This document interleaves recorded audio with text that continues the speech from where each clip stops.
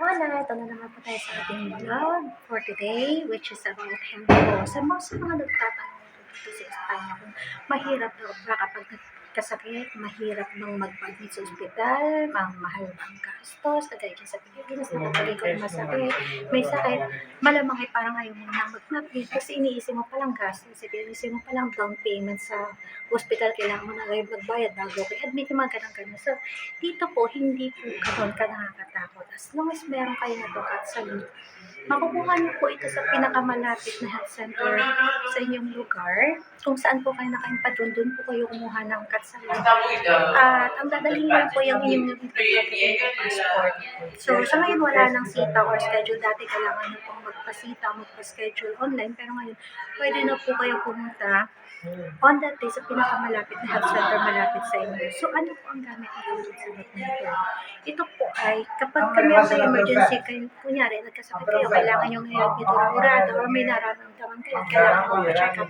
Dalhin mo lang po ito at libre po kayong i-admit or libre po kayong i-check up. Bibigyan kayo ng mga reseta or gagamutin kayo ng libre. So, kung may mga reseta man, huwag kayong mag-alala kasi ang mga gamot po dito ay hindi mahal. So, kagaya sa akin, nandito ako ngayon sa clinic. Ayan po, nakikita niyo mga kapila. Kasi meron po kasi akong hypertension. So, chine-check up po ako every month or every other month. Ganun po sila dito. Bibigyan talaga kayo ng schedule at kailangan nyo mag-report sa schedule nyo. Kapag check upin kayo. So, meron akong niresetang gamot sa akin. Ang bili ko lang is, ang gamot na yun ay good for 2 months na. Pero ang bili ko lang ay 37 cents. Wala pang 25 pesos ata sa Philippine money yun, sa peso. So, ganun pa siya kamura. Wala pa siyang 25 pesos. Pero 2 buwan ko na po siyang gagamitin. Kasi 60 tablets na po siya. So, there are times din naman na libre, may mga kailangan kayong mga vaccine or turok or whatever na antibiotic, mayroon po rin po silang binibigyan na libre. At meron po akong kaibigan na nagkaroon din po siya ng myoma ata yun, basta something na sa tiyan. Inoperan siya ura-urada.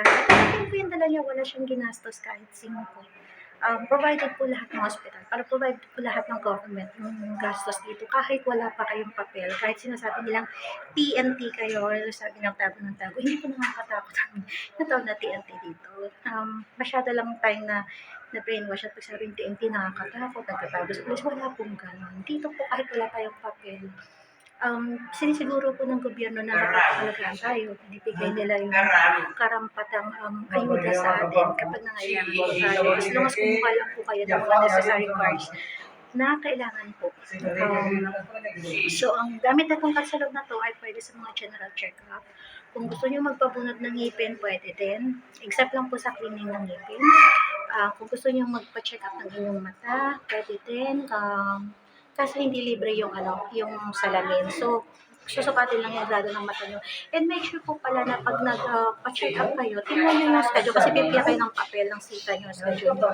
Tingnan nyo po lagi kasi lagi kasi ako dito sa work. So, minsan nangyari sa akin na para sa optical ko, akala ko dito pa rin. Dumating ako sa saktong oras kasi dito may oras kasi yung schedule mo. Every minute counts dito. So, schedule ko is 10:15. Pag dumating ako dito ng 10:05, kasi sabi ko at least may 10 minutes pa ako makalabas. Ang nangyari, nakita ko Drasanes pala yung schedule. So, takbo na naman ako sa Drasanes. Buti na lang medyo malapit lang. So, connected din po kasi sila sa ibang health center dito. So, meron silang kanya-kanyang dito. Nakatalaga kung saang lugar, kung sakali, kung bunot ng ngipin, meron silang lugar, kung OB-GYN, meron silang lugar, kung ophthalmology, meron silang lugar. So, tingnan niyo po muna yung maigi bago niyo puntahan kasi baka kayo ay maligaw or mali sa schedule nyo. Especially dito, mahalaga po ang bawat oras. So, para hindi po maapektuhan ang mga next na pila, kasi pinagkaroon ng pila na sa schedule ko ngayon is 11:15. So, kung malilito ko ng 5 minutes or 10 minutes, maapektuhan yung next na nakapila sa akin. So, kahit sabihin natin na mahaba ang pila dito, maraming tao lagi, pero makakalabas po kayo ng maaga. Basta sumunod lang kayo sa schedule nyo. Pumunta kayo sa tamang schedule nyo, 10 minutes before na schedule nyo, nandito na kayo, makakalabas din po kayo after 10 to 15 minutes din. So, hindi nyo kailangan magsaya ng malaking oras. Magantay ka ng kalahating araw para makalabas. At uulitin ko, wala po kayong babayaran kahit 5. Ganun po dito mga laga sa Espanya. Kaya Kaya wala kayong dapat ikatakot kapag kayo may sakit o kaya kailangan nyo magpa-check up.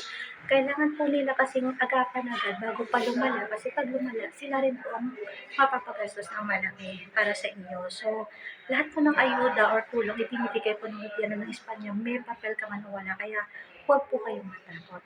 And make sure na meron lang kayo nitong absolute na card po. So, yun lang ang vlog ko for today. Salamat po sa nanonood. Sana po supportahan niyo ako and please subscribe po para sa mga susunod na impormasyon na maaari ko pong ibigay na makakatulong din po sa inyo. Have a great day.